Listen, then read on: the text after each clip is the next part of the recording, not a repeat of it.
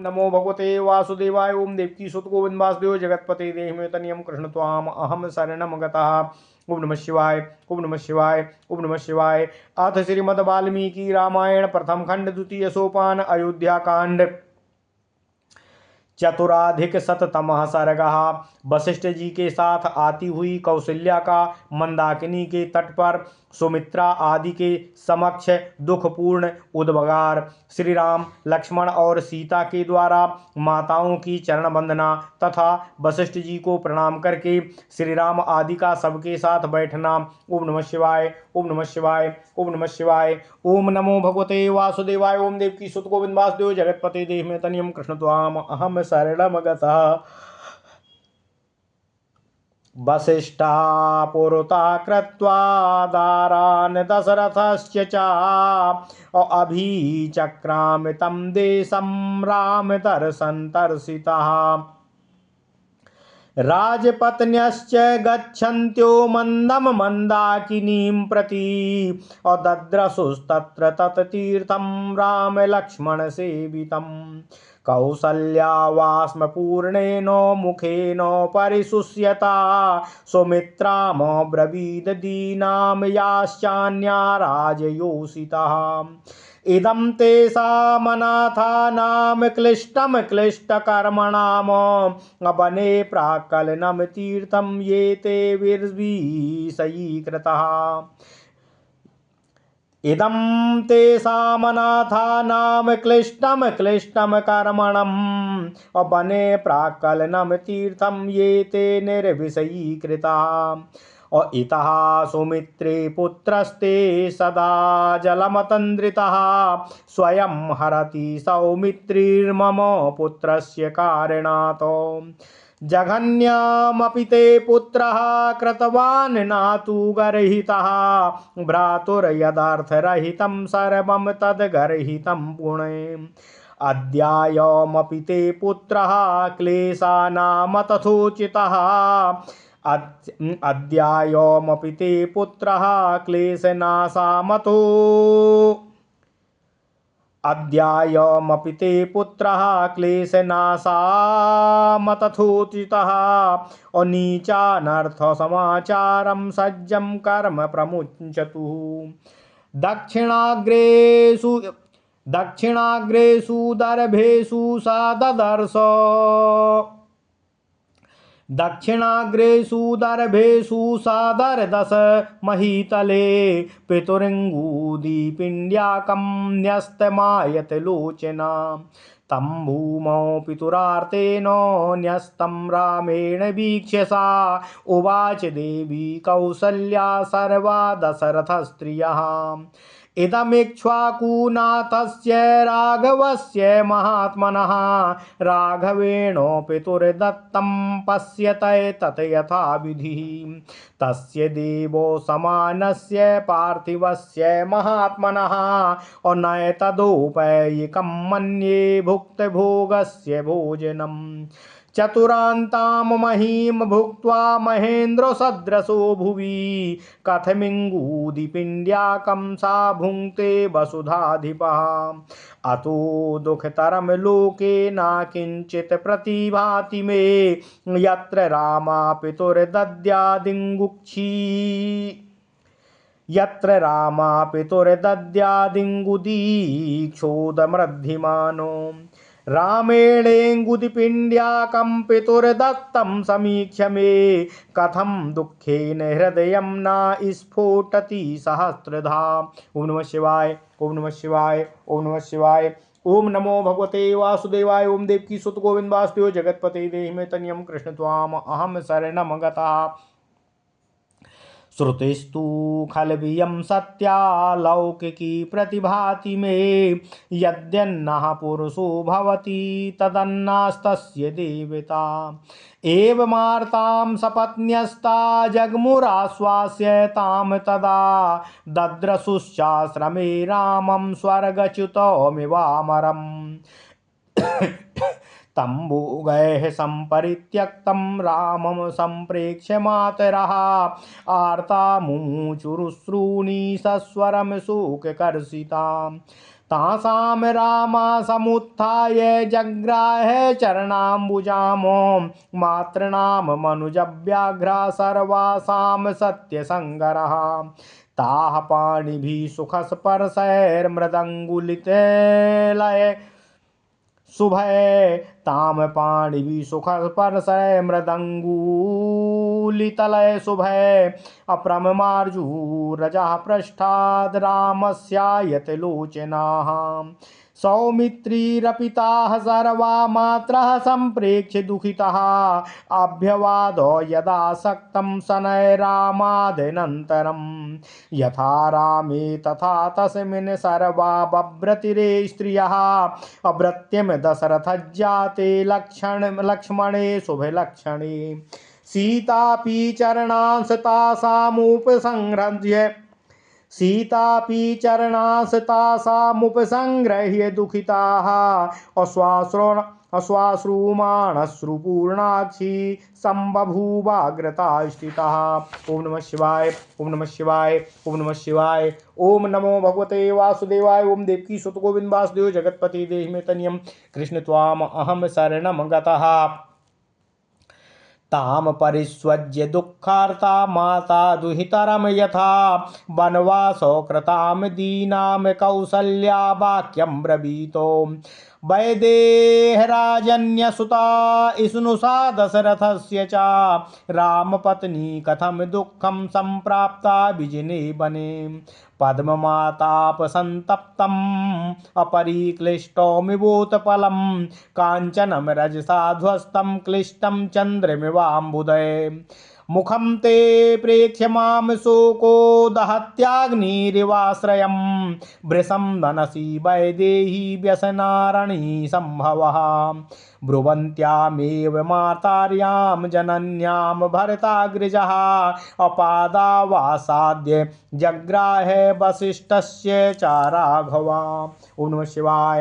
पुरोहितस्याग्निशमास्य तस्य वै बृहस्पतिरिन्द्र इमां राधिपः प्राग्रह्य पादौ सुसुराध्य तेजसा सहैव तेनोपविशेष राघवः ततो जघन्यं सहितैः स्वमन्त्रिभिः अपुरप्रधानैश्च तथैव सैनिकैः जनेन धर्माज्ञतमेन धर्मवानुपो वविष्टो भरतास्तदाग्रजम् उपोपविष्टास्तु तदातिवीर्यवामस्तपा विश्वेशेण समीक्ष राघवम् श्रिया ज्वलन्ता भरता कृताञ्जलिर्यथा महेन्द्रा प्रयतः प्रजापतिम् किमेष वाक्यं भरतोऽद्य राघवं प्रणम्य सत्कृत्य च साधु वक्ष्यति इतीव तस्यार्यजनास्य तत्त्वतो बभूव कौतूहलमोत्तमं तदा सा राघवः सात्यधृतेश्च लक्ष्मणो महानुभावो भरतस्य धार्मिकः वृतासुरहद्भेश्च विरेजिरेध्वरे यथा सदस्यैः सहितास्त्रयोग्नयः। ओम नमः शिवाय, ओम नमः शिवाय, ओम नमः शिवाय। ओम नमो भगवते वासुदेवाय। ओम देवकी सुत गोविंद वासुदेव जगत्पति देहि मे तनियम कृष्ण त्वाम अहम शरणं गतः। अथ श्रीमद् वाल्मीकि रामायण प्रथम खंड द्वितीय सोपान अयोध्या कांड 104वां सर्ग। वशिष्ठ जी के साथ आती हुई माता कौशल्या का मंदाकिनी के तट पर सुमित्रा आदि के समक्ष दुखपूर्ण उद्गार। श्री राम, लक्ष्मण और सीता के द्वारा माताओं की चरण वंदना तथा वशिष्ठ जी को प्रणाम करके श्री राम आदि का सबके साथ बैठना। ओम नमः शिवाय, ओम नमः शिवाय, ओम नमः शिवाय। ओम नमो भगवते वासुदेवाय। ओम देवकी सुत गोविंद वासुदेव जगत्पति देहि मे तनियम कृष्ण त्वाम अहम शरणं गतः। महर्षि वशिष्ठ जी महाराज दशरथ की रानियों को आगे करके श्री रामचंद्र जी को देखने की अभिलाषा लिए हुए उस स्थान की ओर चले जहां उनका आश्रम था। राजरानियां मंद गति से चलती हुई जब मंदाकिनी के तट पर पहुंची तब उन्होंने वहां श्री राम और श्री लक्ष्मण के स्नान करने का घाट देखा।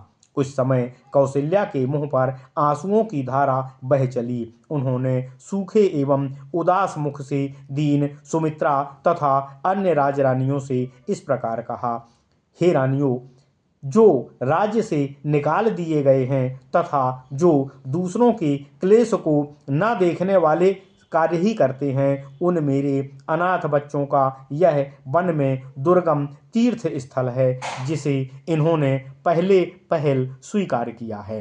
हे सुमित्रे, आलस्य रहित तुम्हारे पुत्र लक्ष्मण स्वयं आकर सदा यहीं से मेरे पुत्र के लिए जल ले जाया करते होंगे।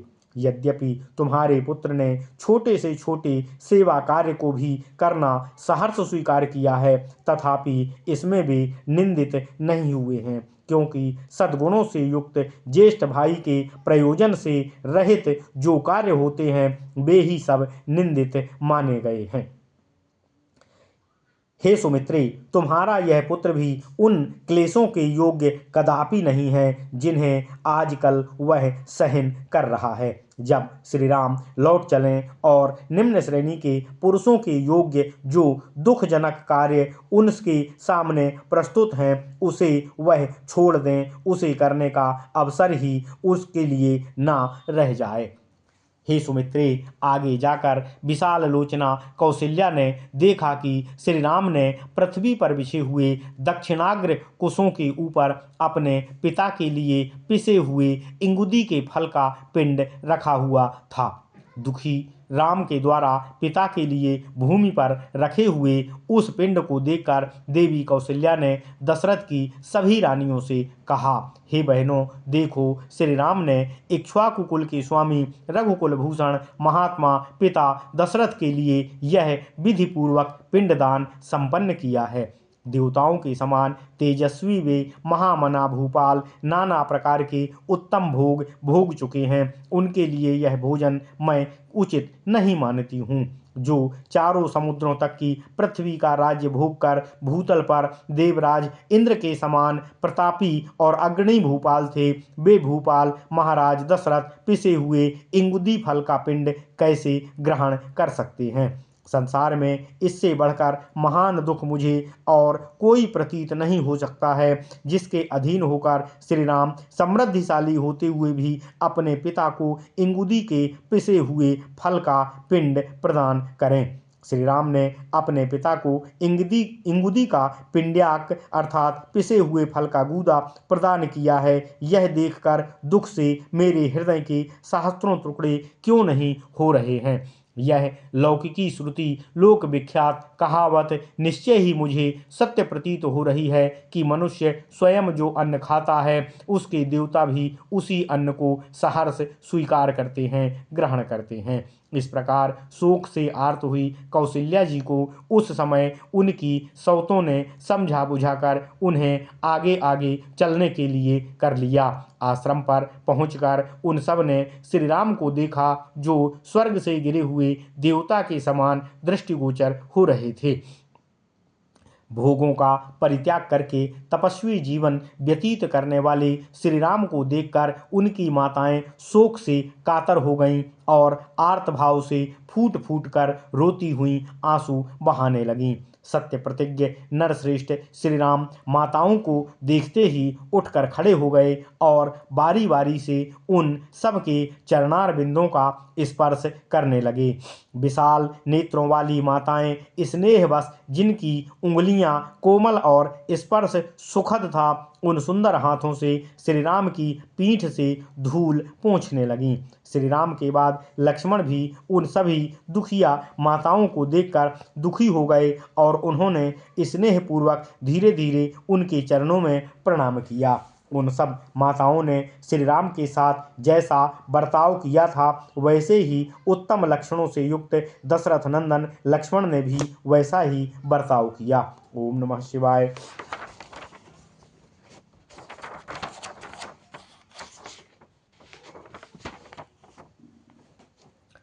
इसके बाद आंसू भरे नेत्रों वाली दुखती सीता ने भी सभी सासुओं के चरणों में प्रणाम करके उनके आगे खड़ी हो गईं। तब दुख से पीड़ित हुई कौशल्या ने जैसे माता अपनी बेटी को हृदय से लगा लेती है उसी प्रकार वनवास के कारण दीन और दुर्बल हुई सीता को अपनी छाती से चिपका लिया और सीता से इस प्रकार कहा, हे विदेहराज जनक की पुत्री, राजा दशरथ की पुत्रवधू तथा श्री राम की पत्नी, इस निर्जन वन में क्यों दुख भोग रही हो। हे बेटी, हे पुत्री, तुम्हारा मुख धूप से तपे हुए कमल, सकुचे कुचले हुए उत्पल तथा धूल से ध्वस्त हुए सुवर्ण और बादलों से ढके हुए चंद्रमा की भांति श्रीहीन दृष्टिगोचर हो रहा है। हे विदेह नंदिनी, जैसे आग अपने उत्पत्ति स्थान काष्ठ को दग्ध कर देती है उसी प्रकार तुम्हारे इस मुख को देखकर मेरे मन में संकट रूपी अरणि से उत्पन्न हुआ यह शोकानल मुझे जला रहा है।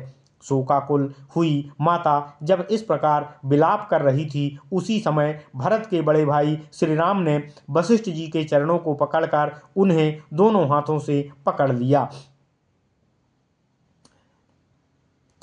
जैसे देवराज इंद्र गुरुदेव बृहस्पति के चरणों का स्पर्श करते हैं उसी प्रकार अग्नि के समान बढ़े हुए तेज वाले पुरोहित वशिष्ठ जी के दोनों पैरों में पड़कर श्री रामचंद्र जी ने उनके साथ पृथ्वी पर बैठ गए। इसके बाद धर्मात्मा भरत एक साथ आए हुए अपने सभी मंत्रियों, प्रधान पुरवासियों, सैनिकों तथा परम धर्मज्ञ पुरुषों के साथ अपने बड़े भाई के पास उनके पीछे जा बैठे। उस समय श्री राम के आसन के समीप बैठे हुए अत्यंत पराक्रमी भरत ने दिव्य दीप से प्रकाशित होने वाले श्री रघुनाथ जी को तपस्वी के वेश में देखकर उनके प्रति उसी प्रकार हाथ जोड़ लिए जैसे देवराज इंद्र प्रजापति ब्रह्मा के समक्ष विनीत भाव से हाथ जोड़कर खड़े होते हैं। उस समय वहां बैठे हुए श्रेष्ठ पुरुषों के हृदय में यथार्थ रूप से यह उत्तम कौतूहल सा जाग उठा कि देखें ये भरत जी श्री रामचंद्र जी को सत्कार पूर्वक प्रणाम करके आज उत्तम रीति से उनके समक्ष क्या कहते हैं। वे सत्य प्रतिज्ञ श्री राम, महानुभाव लक्ष्मण तथा धर्मात्मा भरत ये तीनों भाई अपने सुहृदों से घिरकर यज्ञशाला में सदस्यों द्वारा घिरे हुए त्रिविध अग्नियों के समान शोभा पा रहे थे। ओम नमः शिवाय। इत्यार्षे श्रीमद् रामायणे वाल्मीकिये आदि काव्ये अयोध्या कांडे चतुराधिक शततमः सर्गः। इस प्रकार श्री वाल्मीकि निर्मित आर्ष रामायण आदि काव्य के अयोध्या कांड में 104वां सर्ग पूर्ण हुआ। ओम नमः शिवाय, ओम नमः शिवाय, ओम नमः शिवाय। ओम नमो भगवते वासुदेवाय। ओम देवकी सुत गोविंद वासुदेव जगतपते देहि में तनियम कृष्ण त्वाम अहम शरणम गतः। ओम नमः शिवाय, ओम नमः शिवाय।